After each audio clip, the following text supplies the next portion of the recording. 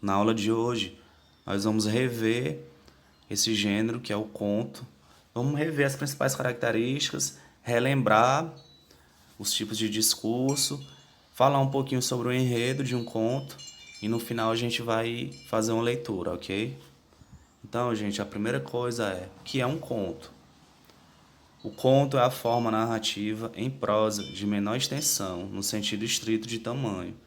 Pessoal, quando ele fala em prosa, ele está falando em textos que se organizam em parágrafos, ok?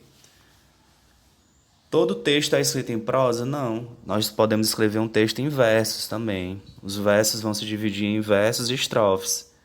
O texto em prosa, ele se divide em parágrafos, ele utiliza a linha contínua do texto.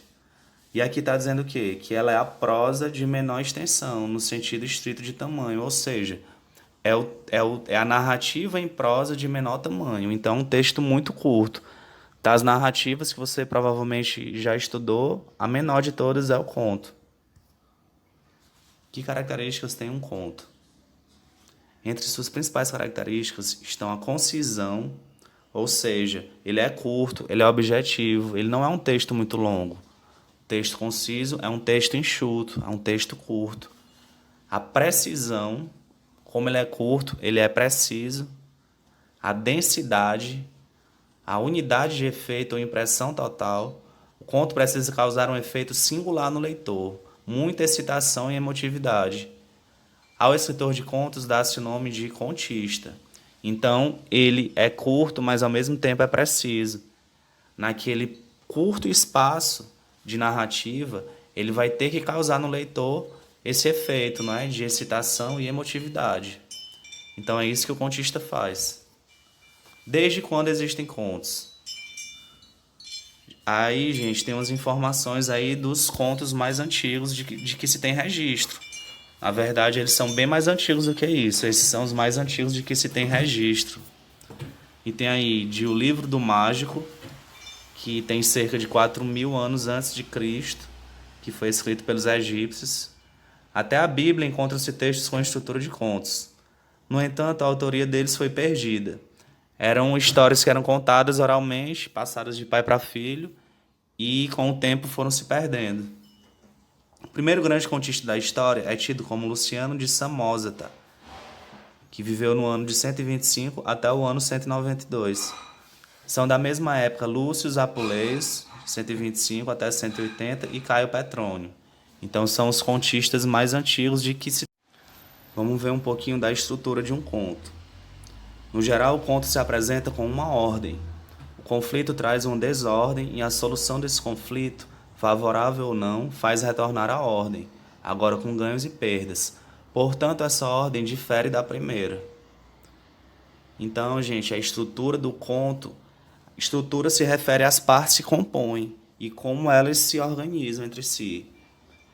Então, nós vamos ver aqui que o conto ele pode apresentar, por exemplo, vários tipos de enredo, vários tipos de discurso, vários tipos de narrador, vários tipos de personagem.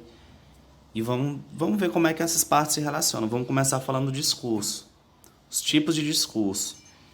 Os diálogos são de suma importância. Sem eles não há discórdia, conflito, fundamentais ao gênero conto. Então, o discurso, gente, vai se resumir à forma como você se organiza os diálogos no conto. Então, nós temos o discurso direto. No discurso direto, as personagens conversam entre si, usam-se os travessões. Além de ser o mais conhecido, é também predominante no conto. Então, o discurso direto é quando você coloca o próprio personagem para falar. Você vai indicar a fala desse personagem com travessão e ele vai falar, ele mesmo, o personagem vai estar lá falando. Exemplo de discurso direto. Vamos ver aqui. O próprio personagem vai ter que falar. Então vamos ver. Tem um travessão aqui, olha. Você pode perceber que já começa com um travessão. Vou botar o pincel aqui. Tá aqui, olha. Tem um travessão aí, não é? Talvez esteja aborrecida, pensei eu. E logo alto. Dona Conceição, creio que vão sendo horas. E eu... Não, não, ainda é cedo. Vi agora mesmo o relógio. São 11h30. Tem tempo. Você, perdendo a noite, é capaz de não dormir de dia? Já tenho feito isso. Eu não, perdendo uma noite, no outro dia estou que não posso. E meia hora que seja, hei de passar pelo sono. Mas também estou ficando velha. Que velha o quê, dona Conceição? E aí é um trechinho do conto Missa do Galo, do Machado de Assis. Perceberam que todas as falas, elas vão ter o travessão, indicando, e o próprio personagem vai falar, do jeito que ele... do modo do personagem falar. Então esse é o discurso direto. Direto porque o personagem fala diretamente. Já o discurso indireto é quando o escritor resume a fala da personagem em forma narrativa sem destacá-la. Vamos dizer que a personagem conta como aconteceu o diálogo, quase que reproduzindo. Essas duas primeiras formas podem ser observadas no conto A Missa do Galo, Machado de Assis. Então, no trecho anterior desse conto do Machado de Assis, ele usou os travessões aqui, dá para ver. Ele usou travessão aqui no texto todo, olha. No discurso indireto, a fala da personagem vai ser reproduzida ou pelo narrador ou por outro personagem. Então não vai ter travessão. Ele vai tentar reproduzir o que o personagem falou. Então o próprio personagem não vai estar falando. A fala dele vai estar sendo reproduzida por outro. Exemplo. Comecei a dizer-lhes os nomes de alguns. Conceição ouvia-me com a cabeça reclinada no espaldar, enfiando os olhos por entre as pálpebras meio cerradas, sem os tirar de mim. De vez em quando passava a língua pelos beiços para umedecê-los. Quando acabei de falar, não me disse nada. Ficamos assim alguns segundos. Em seguida, via endireitar a cabeça, cruzar os dedos e sobre eles pousar o queixo, tendo os cotovelos nos braços da cadeira, tudo sem desviar de mim os grandes olhos espertos. Outro trecho do mesmo conto, Missa do Galo, do Machado de Assis. Vocês perceberam que, ao contrário do trecho anterior, esse trecho não apresenta nenhum sinal de travessão, não é? E os personagens não falam diretamente. O narrador está reproduzindo o discurso do personagem indiretamente. Temos também, gente, o discurso indireto livre. É a fusão entre autor e personagem, primeira e terceira pessoas da narrativa. O narrador narra, mas no meio da narrativa surgem diálogos indiretos da personagem, como que complementando o que disse o narrador. Como assim, gente? Como é que vai ser esse discurso indireto livre? Como é que eu vou misturar autor e personagem, né? Narrador e personagem ao mesmo tempo no mesmo trecho? Então vamos ver aqui um exemplo. Como nas noites precedentes, uma fila de agricultores se formou na porta de uma padaria e o padeiro saiu a informar que não havia pão. Por quê? Onde estava o pão? Vocês perceberam que aqui o narrador agora ele falou um discurso, ele usou o discurso direto, ele falou como sendo um personagem da narrativa. O padeiro respondeu que não havia farinha. Onde estava ela? De novo, não é? E quando ele diz que o padeiro respondeu que não havia farinha, perceberam que o padeiro não fala. O personagem não está falando, o narrador está falando no lugar do padeiro.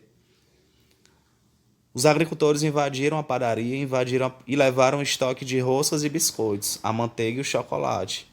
Aqui não temos nenhum travessão, nenhuma fala direta de personagem, mas o narrador aparece no texto fazendo perguntas aqui, em por quê, onde estava o pão.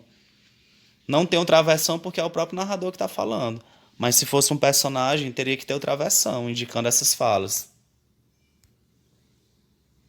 Pessoal, o conto é um gênero textual que apresenta um único conflito, ou seja, uma única oposição entre forças. Então, a história do conto ela vai girar em torno de apenas um conflito, até por ele ser uma narrativa curta. Então, tudo vai girar em torno de um único acontecimento, de um único conflito. Vamos ter poucos personagens, além de tempo e espaço reduzidos. Então, tudo no conto é reduzido. Os personagens são poucos, o espaço é reduzido e o tempo também é reduzido. E a linguagem do conto, pessoal, como é um gênero narrativo, como você vai ter a liberdade de usar personagens e de utilizar o discurso direto para reproduzir a fala do personagem, Então a linguagem pode ser formal ou informal. Vão ter situações nos contos que você vai colocar o personagem para falar diretamente, você vai usar o discurso direto. E o personagem vai reproduzir a fala do jeito que ele usa no dia a dia.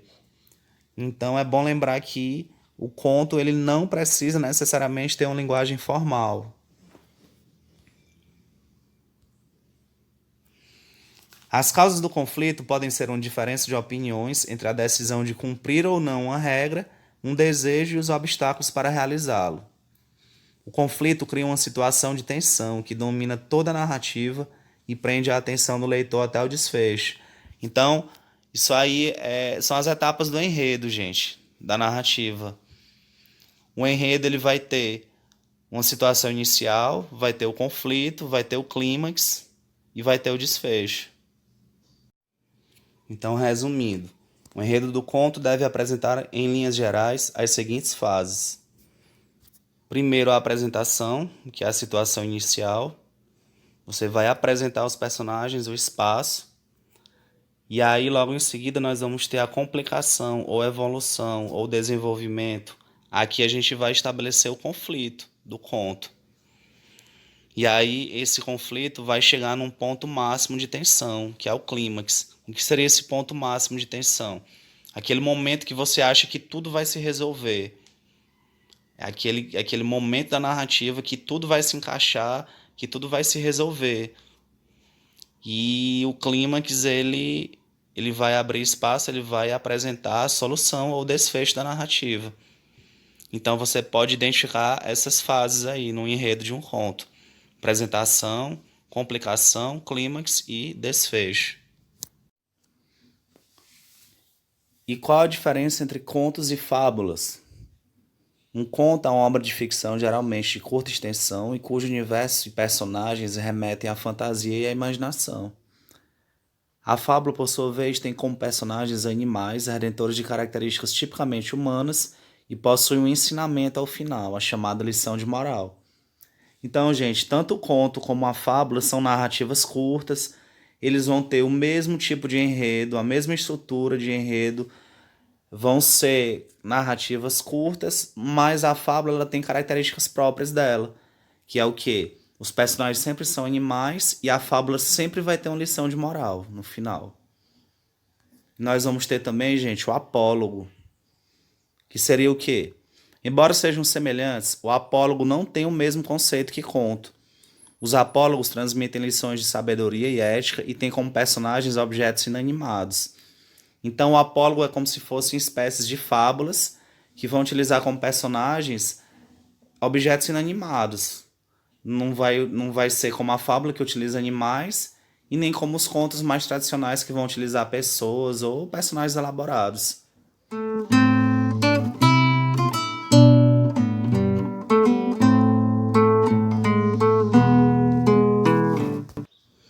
Para caso vocês vão ler o conto A Noiva da Casa Azul, nas páginas 261, 262, 263 e 264, e vão responder à página 265.